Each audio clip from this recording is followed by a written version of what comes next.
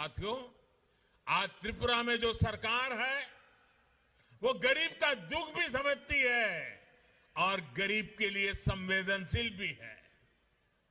हमारे मीडिया वाले साथी इसकी बहुत चर्चा नहीं करते, इसलिए मैं आज एक उदाहरण देना चाहता हूं।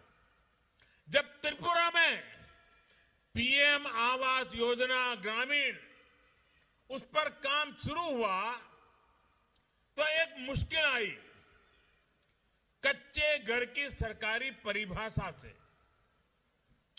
पहले जो सरकार यहां थी उसने व्यवस्था बनाई थी कि जिस घर में लोहे की चादर से बनी छत होगी उसे कच्चा घर नहीं माना जाएगा।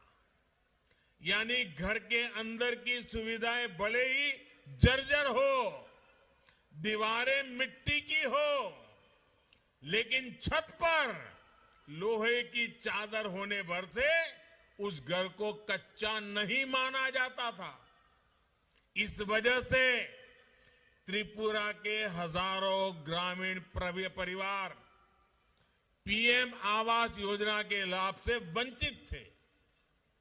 मैं प्रशंसा करूंगा मेरे साथी विप्लव देव जी की, क्योंकि वो इस विषय को लेकर के मेरे पास आए। केंद्र सरकार के सामने उन्हें सारी चीजें उन्होंने रखी, सबूतों के साथ रखी। इसके बाद भारत सरकार ने भी अपने नियम बदले, परिभाषा को भी बदल दिया और इस वजह से त्रिपुरा के 1,80,000 से अधिक गरीब परिवारों को पक्के घर का हकदार बनाया गया। अभी तक त्रिपुरा के 50,000 से अधिक साथियों को पक्का घर मिल भी चुका है। 1.5 लाख से अधिक परिवारों को हाल में ही अपना घर बनाने के लिए पहली किस्त भी जारी की है। आप अंदाजा लगा सकते हैं पहले की सरकार कैसे काम करती थी